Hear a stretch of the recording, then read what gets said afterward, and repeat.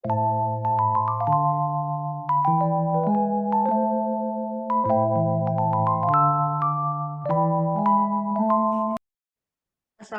warahmatullahi wabarakatuh. Perkenalkan kami dari kelompok 2 Praktikum Kimia Farmasi angkatan 2020 dengan beranggotakan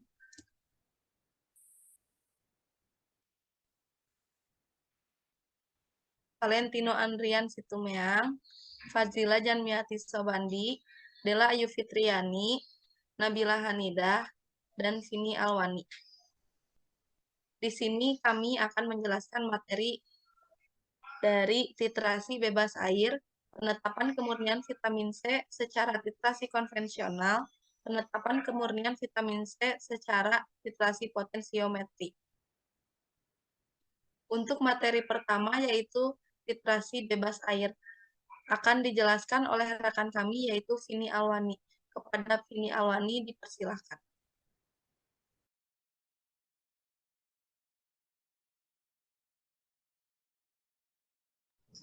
Baik, izin masuk, izin memaparkan dari materi titrasi bebas air.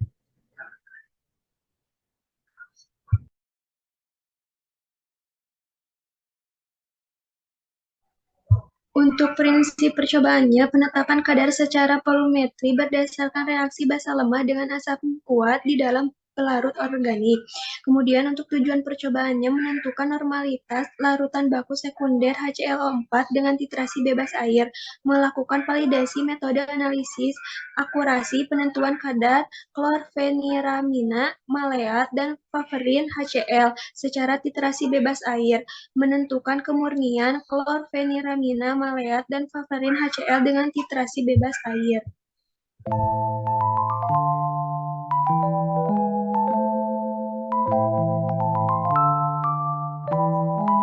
Untuk teori umumnya, titrasi bebas air adalah suatu jenis titrasi yang menggunakan pelarut air melainkan pelarut organik. Titrasi bebas air menggunakan pelarut organik untuk mempertajam titik akhir titrasi asam atau basa lemah. Pada pelarut asam lemah dan basa lemah dalam lingkungan bebas air harus diperhatikan pengaruh pelarut, bukan air, terhadap tetapan ionisasi, tetapan disosiasi, tetapan asam-asam, dan basa senyawa yang hendak dititrasi. Dalam pentitrasi bebas air, suatu indikator bereaksi dengan H+ atau melepaskan H+, disertai dengan terjadinya perubahan warna tergantung dari jenis sampelnya. Indikator yang dipilih adalah yang memperlihatkan perubahan warna yang tajam dekat dengan titik ekuivalennya. Digunakan pelarut organik seperti alkohol, eter, atau pelarut-pelarut organik lain karena senyawa tersebut tidak dapat larut dalam air. Asam asetat glasial adalah akseptor proton yang sangat lemah, sehingga tidak berkomposisi secara efektif dengan basa lemah untuk proton.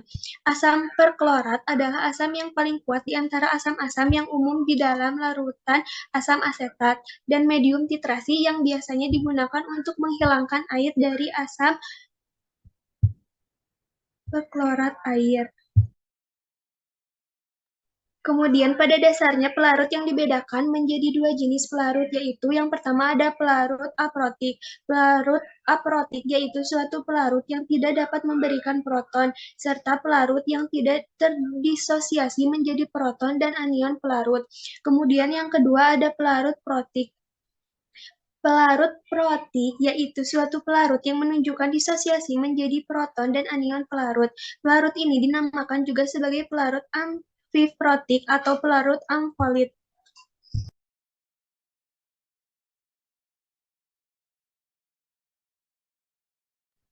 Kemudian terdapat syarat pelarut TBA. Yang pertama, dapat melarutkan zat yang dititrasi. Yang kedua, tidak bereaksi dengan titran. Kemudian yang ketiga, murah dan mudah pemurniannya jika perlu dan tidak kompleks, dan hasil titrasi berupa larutan.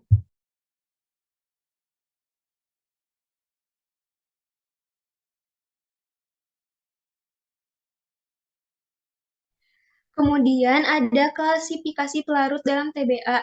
Yang pertama ada pelarut protolitis. Pelarut ini tidak memiliki sifat asam atau basa, tidak menerima atau memberi proton, dan berfungsi untuk menurunkan ionisasi asam. Contohnya benzena, nitrobenzena, dan kloropom karbon tetraklorida, dan hidrokarbon nalifatik. Kemudian yang kedua ada pelarut amfiprotolitis. Pelarut ini dapat memberi atau menerima proton sehingga dapat bersifat sebagai asam maupun basa. Contohnya ada asam asetat glasial. Kemudian yang ketiga ada pelarut protofilik. Pelarut dengan afinitas tinggi terhadap proton yang berfungsi untuk menaikkan ionisasi asam lemah dengan menggabungkan proton yang dimiliki. Pelarut ini dapat menangkap proton, contohnya ada piridin, formamida, dan dietilamin. Kemudian yang keempat ada pelarut protogenik, pelarut yang dapat mendonorkan proton, contohnya seperti asam klorida, HCl, dan asam sulfat. Pelarut ini juga tidak tepat untuk titrasi bebas air.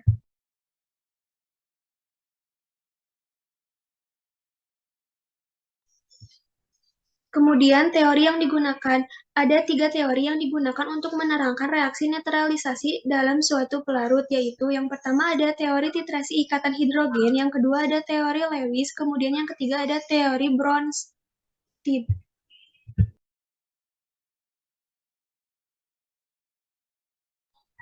Kemudian ada monografi sampel. Untuk nama senyawanya ada papaverin hidroklorida. Sinonimnya papaverin hidroklorid. Rumus molekulnya C20H21NO4HCl. Untuk struktur molekulnya berikut terlampir. Kemudian berat molekulnya 375,85. Kemudian kelarutannya larut dalam air dan dalam kloroform. Sukar larut dalam etanol, praktis tidak larut dalam eter. Persyaratan kemurniannya, papaverin hidroklorida mengandung tidak kurang dari 98,5% dan tidak lebih dari 100,5%. C20H21NO4HCl dihitung terhadap zat yang telah dikeringkan. Referensinya dari Farmakope Indonesia edisi 6, halaman 1356.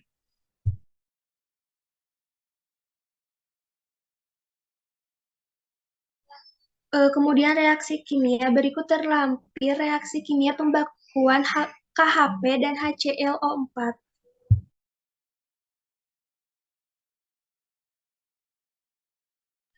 Berikut terlampir reaksi kimia papaverin HCl dengan HClO4.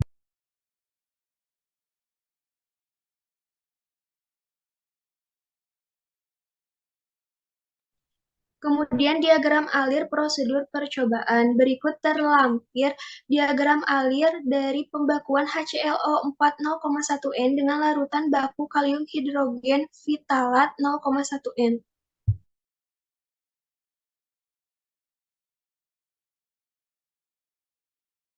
Kemudian terlampir diagram alir dari validasi metode analisis papaverin hidroklorida.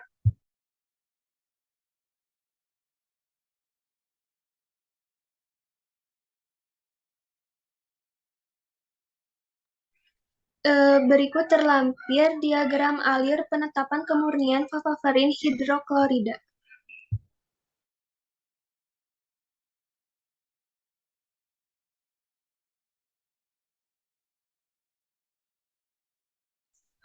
Kemudian ada hasil percobaan. Berikut terlampir hasil percobaan dari pembakuan HClO4.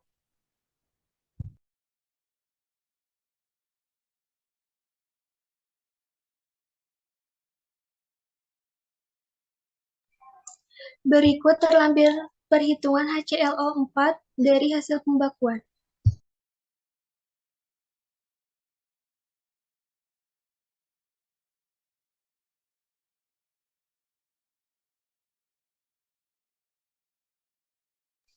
Berikut terlampir hasil percobaan validasi metode analisis papaverin hidroklorida.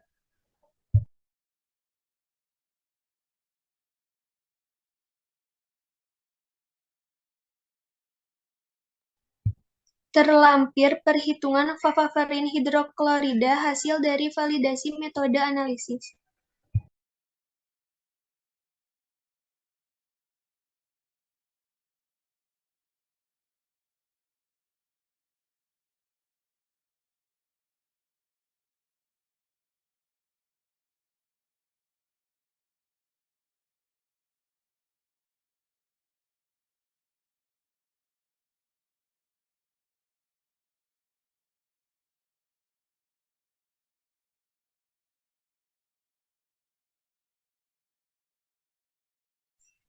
Berikut terlampir hasil percobaan dari validasi metode analisis papaverin hidroklorida.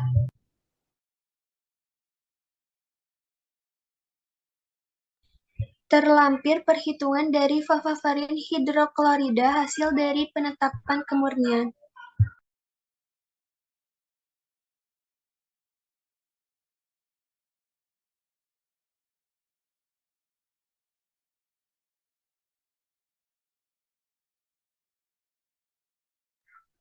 Pembahasan, titrasi bebas air adalah suatu titrasi yang tidak menggunakan air sebagai pelarut tetapi digunakan pelarut organik. Dengan pelarut organik tertentu, kekuatan asam atau basa lemah dapat diperbesar sehingga memungkinkan untuk dapat dititrasi dengan hasil yang memuaskan. Titrasi ini dilakukan pada zat asam atau basa lemah seperti halnya asam-asam organik atau alkaloida. Pada percobaan kali ini dilakukan 3 prosedur percobaan, yaitu yang pertama pembakuan larutan HClO4 0,1 N dengan larutan baku kalium hidrogen fitalat 0,1 N. Kemudian yang kedua, validasi metode analisis papaverin HCl. Kemudian yang ketiga, penetapan kemurnian papaverin HCl.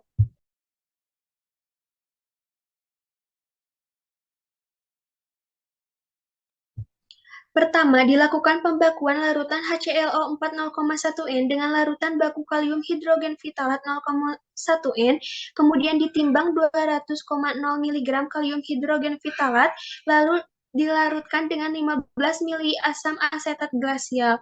Kemudian ditambahkan 5 tetes asam asetat anhidrida, kemudian ditambahkan 2 tetes indikator kristal violet, kemudian dititrasi dengan larutan HClO4 0,1 N sehingga terjadi perubahan warna dari ungu ke biru hijau. Reaksi yang terjadi pada percobaan adalah sebagai berikut.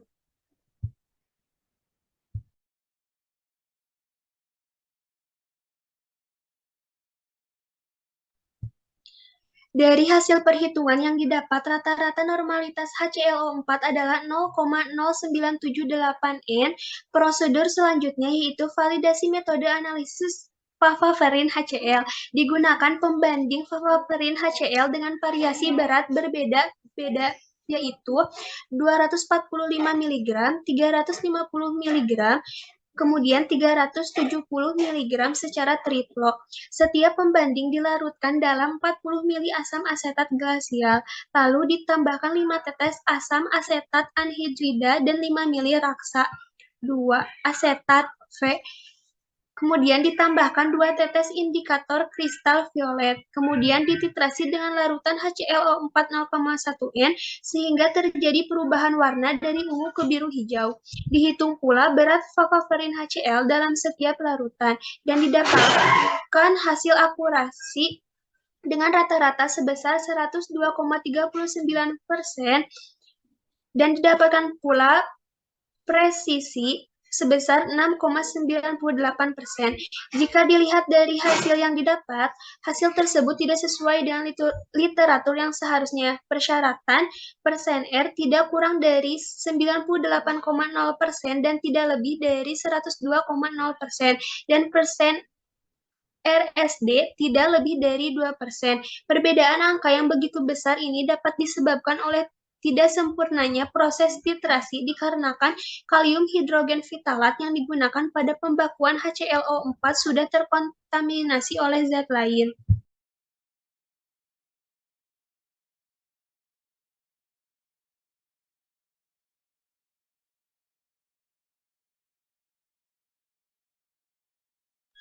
Kemudian prosedur selanjutnya yaitu penetapan kemurnian papaverin HCl.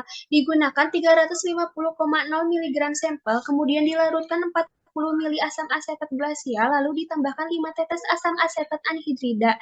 Kemudian ditambahkan 5 mili raksa 2 asetat V, ditambahkan 2 tetes indikator kristal violet, kemudian dititrasi dengan larutan HClO4 0,1 N sehingga terjadi perubahan warna dari ungu ke biru hijau. Lalu dihitung persen kemurnian dari papaverin HCl sebesar 112,38%. Jika dilihat dari hasil yang didapat, hasil tersebut tidak sesuai dengan literatur yang seharusnya. Persyaratan zat aktif favaparin HCl berada dalam rentang 98,5% sampai 100,5%. Perbedaan angka yang begitu besar ini dapat disebabkan oleh tidak sempurnanya proses titrasi dikarenakan kalium hidrogen pitalat yang digunakan pada pembakuan HCl4 sudah terkontaminasi oleh zat lain. Selain itu, dapat juga disebabkan karena lingkungan pentiter dan pelarut atau reaksi yang ternyata masih berair. Kemudian, reaksi pada percobaan masih mengandung air dan dapat disebabkan karena bahan asam asetat glasial yang telah disimpan dapat menyerap air atau bersifat higroskopis dari udara dikarenakan kondisi penyimpanan yang tidak sesuai. Hal serupa juga dapat ditemukan dalam proses pembuatan dan pembakuan asam perklorat 0,1N dengan menggunakan pelarut asam asetat glasial. Asam asetat glasial yang tidak murni masih mengandung air akan menyebabkan asam perklorat yang dibuat juga mengandung air. Asam asetat glasial yang telah mengandung air akan menyebabkan hasil akhir indikator yang dibuat juga mengandung air.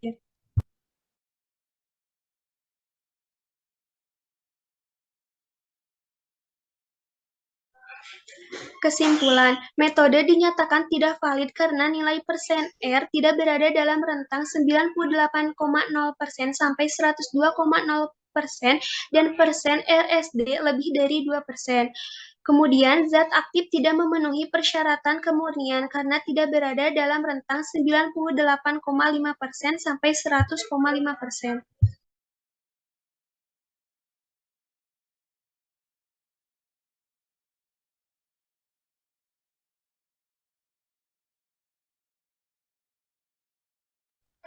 Baik, terima kasih atas penjelasannya.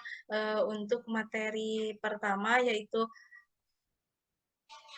materi dari titrasi bebas air dicukupkan, dilanjutkan kepada materi selanjutnya yaitu penetapan kemurnian vitamin C secara titrasi konvensional yang akan dijelaskan oleh rekan kami yaitu Della Ayu dan Valentino. Kepada Della Ayu dan Valentino dipersilahkan.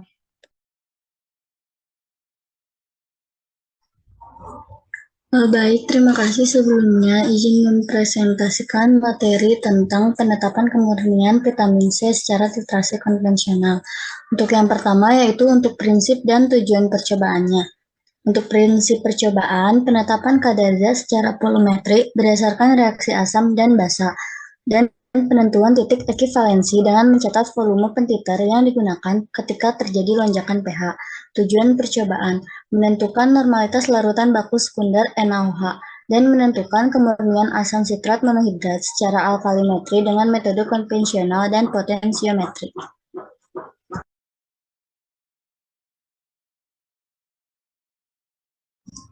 Teori umum, natrium hidroksida adalah salah satu basa yang umum digunakan di laboratorium. Namun demikian, karena padatang natrium hidroksida sulit diperoleh dalam keadaan murni, larutan natrium hidroksida harus distandarisasi terlebih dahulu sebelum digunakan dalam kerja analitis yang memerlukan keakuratan. Menstandarisasi larutan natrium hidroksida dengan titrasinya menggunakan larutan asam yang sudah diketahui konsentrasinya secara tepat. Titik akhir dapat dideteksi dalam campuran reaksi yang tidak berwarna dengan penambahan zat yang disebut indikator yang mengubah warna pada titik akhir. Dalam kebanyakan reaksi asam basa, tidak ada perubahan warna yang tajam pada titik akhirnya. Dalam hal ini, perlu ditambahkan sedikit indikator, yaitu zat warna yang berubah warna bila reaksi selesai.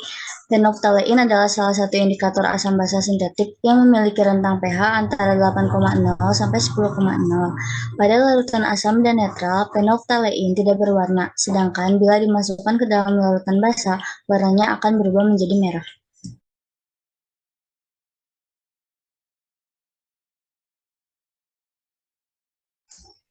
Syarat-syarat titrasi asam basa. Yang pertama, air yang digunakan adalah aqueous bebas CO2. Aqueous bebas CO2 dapat dibuat dengan cara memanaskan aqueous hingga mendidih, lalu dibiarkan mendidih selama 10-15 menit, kemudian didinginkan dan ditutup dengan kertas perkamen. Yang kedua, pelarut yang digunakan harus netral, misalnya aqueous bebas CO2 dan alkohol yang netral terhadap indikator.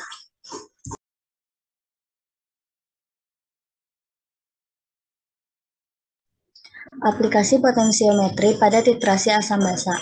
Metode potensiometri dapat diterapkan pada reaksi apapun, asalkan tersedia elektroda indikator yang dapat dipakai untuk memantau aktivitas dari sekurang-kurangnya suatu zat elektroaktif yang terlibat dalam reaksi titrasi.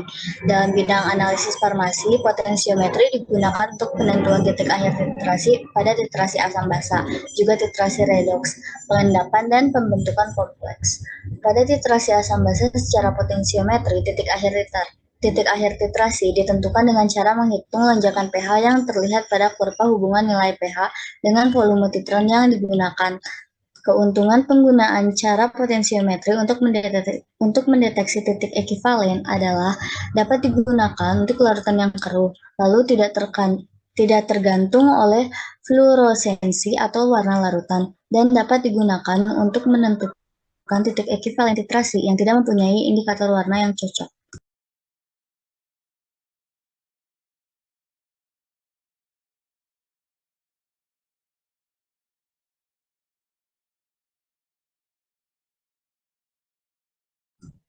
Monografi sampel. Sampel yang digunakan di sini adalah asam sitrat monohidrat. Sinonimnya sitrit asik monohidrat. Rumus molekulnya C6H8O7H2O. Struktur molekulnya terlampir, berat molekulnya 210,14. Kelarutannya sangat mudah larut dalam air, mudah larut dalam etanol, sangat sukar larut dalam ether. Persyaratan kemurniannya mengandung tidak kurang dari 99,5% dan tidak lebih dari 100,5% C6H8O7 dihitung terhadap zat anhidrat. Referensinya dari Farmakope Indonesia edisi 6 halaman 198 sampai 199.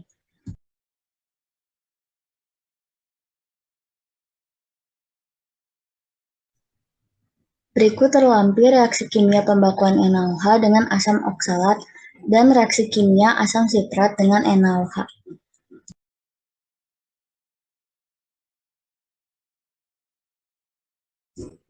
Alat dan bahan yang digunakan pertama yaitu dari alatnya ada alat potensiometri, kemudian elektroda pengukur atau indikator platina, elektroda pembanding kolomel, pH meter, magnetic stirrer, pengaduk, buret, dan alat-alat gelas.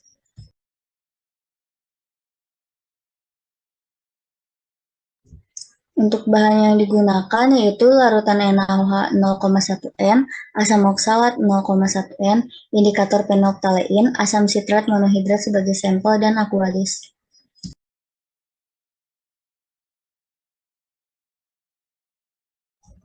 Berikut terlampir diagram alir prosedur percobaan untuk pembakuan larutan NaOH 0,1 N.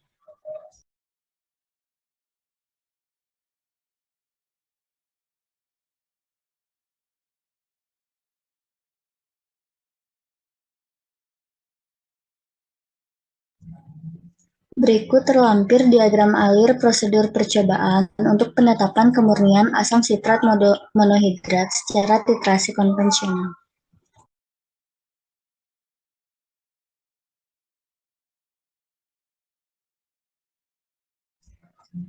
Berikut terlampir diagram alir prosedur percobaan untuk penetapan kemurnian asam sitrat monohidrat secara titrasi konvensional.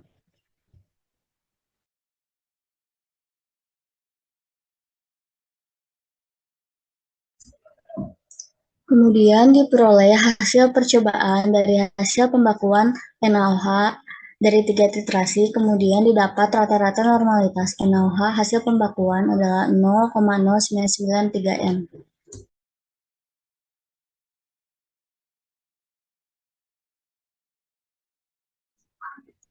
Terlampir perhitungan untuk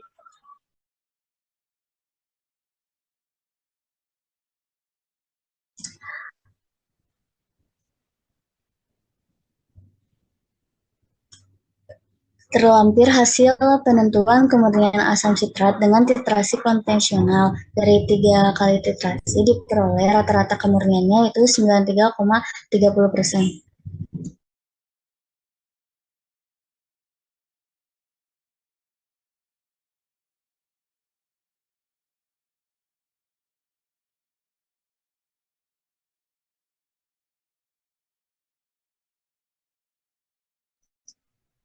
Untuk slide selanjutnya akan dilanjutkan oleh rekan saya. Baik, Valentino, sebelumnya izin memaparkan terkait hasil percobaan untuk hasil penentuan kemurnian asam sitrat dengan titrasi potensiometri terlampir.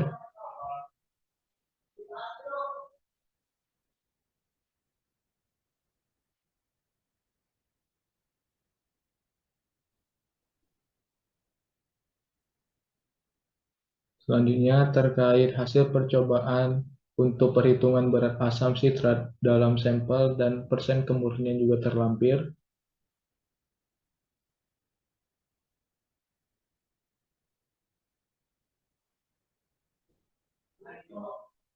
Selanjutnya perhitungan nilai titik ekivalensi juga terlampir.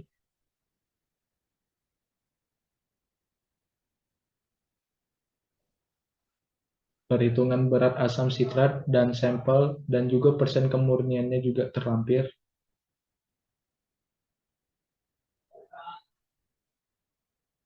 Untuk grafik hubungan volume pentiter dengan pH, untuk grafik pH-nya juga terlampir.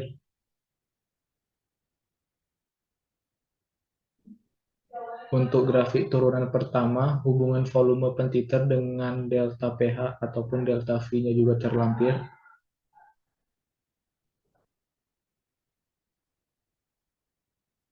Grafik turunan kedua, hubungan volume pentiter dengan delta kuadrat pH ataupun delta V-nya terlampir.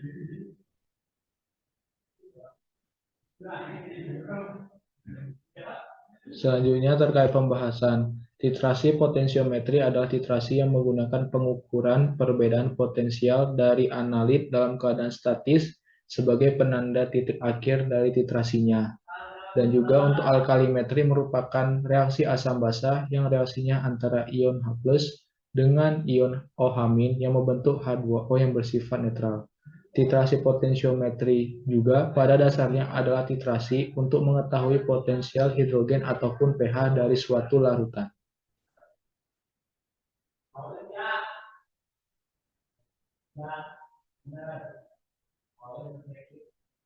Untuk pembahasan selanjutnya juga terlampir.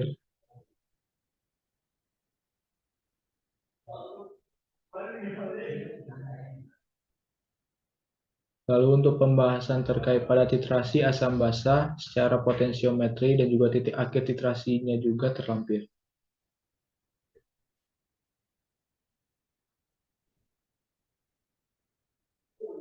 Untuk grafik pembahasan volume titran dan juga pH-nya terlampir.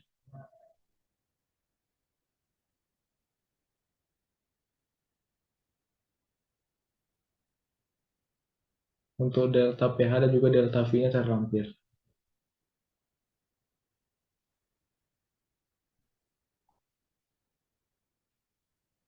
Untuk delta kuadrat pH dan juga delta V-nya juga terlampir.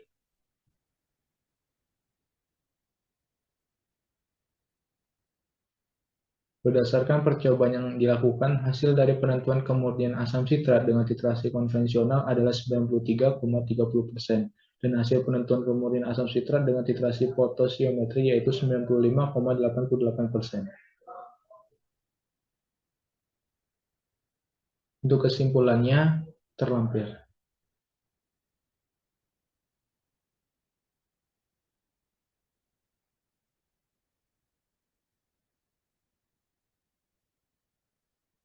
Sekian terkait pemaparan untuk materi kedua, dikembalikan ke rekan saya. Terima kasih. Baik, terima kasih atas penjelasannya untuk materi dari penetapan kemurnian vitamin C secara titrasi konvensional dicukupkan. Dilanjutkan kepada materi selanjutnya, yaitu penetapan kemurnian vitamin C secara titrasi potensiometri yang akan dijelaskan oleh rekan kami, yaitu Fazila Janmiati. Kepada Fazila dipersilahkan.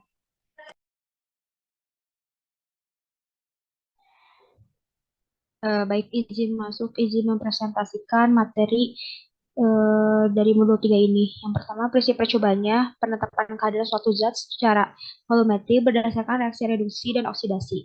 Lalu, penentuan titik ekivalensi dengan mencatat volume pentiter yang digunakan ketika terjadi lonjakan potensial sel. Untuk tujuan percobaannya, yang pertama menentukan normalitas larutan baku sekunder I2, kedua menentukan kemurnian vitamin C secara iodimetri dengan metode konvensional dan potensiometri.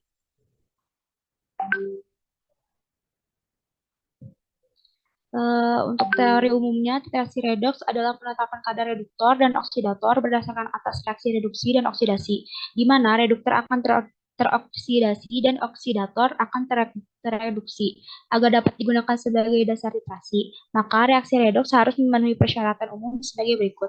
Yang pertama, reaksi harus cepat dan sempurna. Yang kedua, reaksi berlangsung secara stokiometri. Dan yang ketiga, titik akhir titrasi dapat dideteksi misal dengan bantuan indikator atau secara potensiometri. Selanjutnya, seperti yang terlampir.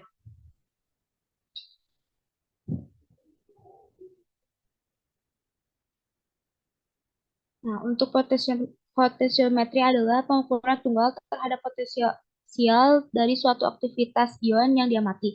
Hal ini terutama diterapkan dalam pengukuran pH larutan. Proses potensiometri dapat dilakukan dengan bantuan elektroda, indikator, dan elektroda pembanding yang sesuai. Dengan demikian, kurva titrasi yang diperoleh dengan menggambarkan grafik potensial terhadap volume titran yang ditambahkan mempunyai kenaikan yang tajam di sekitar titik kesetaraan. Boleh di next.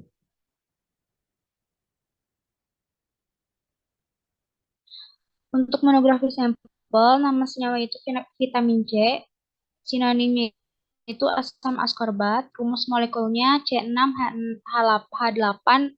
Untuk struktur molekulnya seperti yang terlampir. Berat molekul 176,12 gram per mol. Kelarutan mudah larut dalam air, agak sukar larut dalam etanol, praktis tidak larut dalam kloroform, ether, dan benzen. Persyaratan kemurniannya itu mengandung tidak kurang dari 99% dan tidak lebih dari 100,5%. Referensi Farmakopeia Indonesia edisi 3 halaman 47.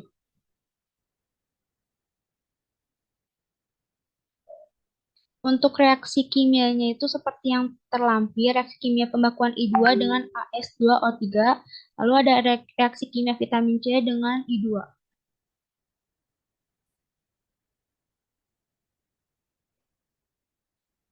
Untuk alat dan bahannya itu seperti yang terlampir.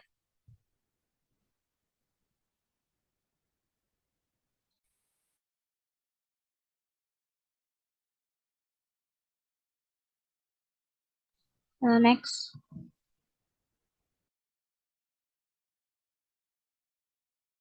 Untuk diagram alir prosedur percobaan, seperti yang terlampir, pembangkuan larutan I2 0,1 N.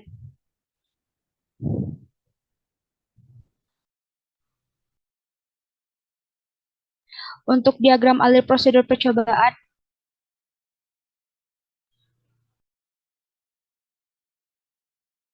penetapan kemurnian vitamin C secara titrasi konvensional secara terlampir.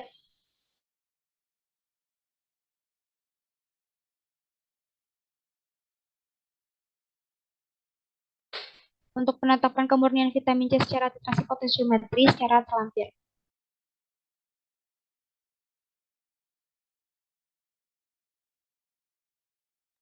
Untuk hasil percobaan dari hasil pembakuan I2 seperti yang terlampir.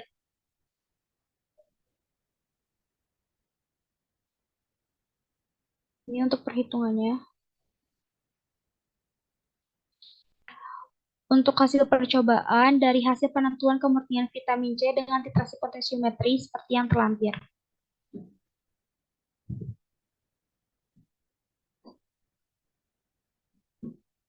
Ini untuk perhitungan berat hasil analisis titrasi 1 sampai 3.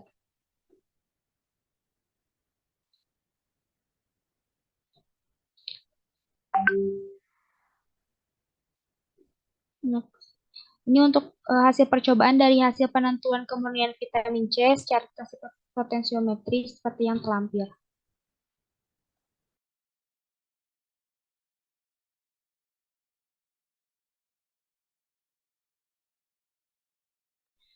Ini hasil percobaan dari hasil perhitungan berat vitamin C dalam sampel dan persen kemurnian seperti terlampir.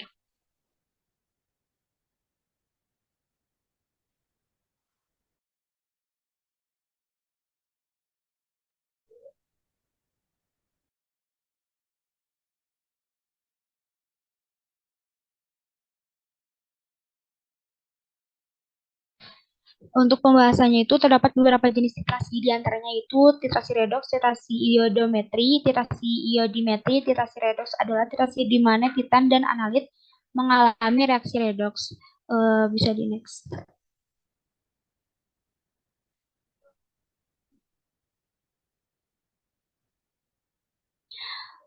Untuk vitamin C ini bersifat tidak stabil karena sangat mudah teroksidasi oleh udara, larut dalam air, dan sedikit larut dalam aseton dan alkohol yang mempunyai berat molekul rendah. Akan tetapi, vitamin C sukar larut dalam pelarut organik yang pada umumnya dapat melarutkan lemak. Di next. Untuk kesimpulannya, berdasarkan hasil penentuan persen kemurnian vitamin C yang dilakukan dengan cara titrasi konvensional dihasilkan nilai sebesar 114,87%, sehingga dapat disimpulkan bahwa zat aktif tersebut tidak memenuhi persyaratan kemurnian. Hal ini dikarenakan zat aktif tidak berada dalam rentan 99-100,5%, sedangkan hasil penentuan persen kemurnian vitamin C yang dilakukan dengan cara titrasi potensiometri yang dihasilkan secara sebesar 120,39%, sehingga dapat disimpulkan juga bahwa zat aktif tidak memenuhi persyaratan kemurnian. Hal ini dikarenakan zat aktif tidak berada dalam rentang 99-100%.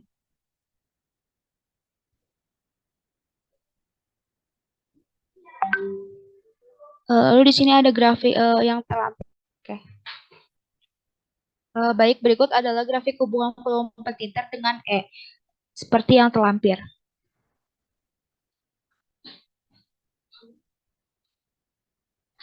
Dilanjutkan dengan grafik hubungan petiter dengan delta E per delta P, seperti yang terlampir.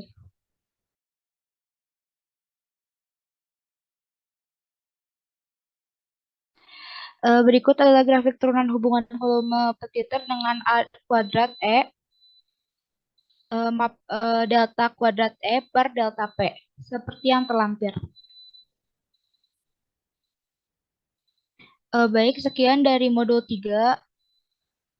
Dikembalikan kepada rekan saya. Baik, terima kasih untuk materi penetapan kemurnian vitamin C secara titrasi potensiometri dicukupkan. Untuk materi pertama sampai terakhir sudah selesai. Mohon maaf apabila ada salah kata. Dari kami dicukupkan. Sekian dan terima kasih. Wassalamualaikum warahmatullahi wabarakatuh.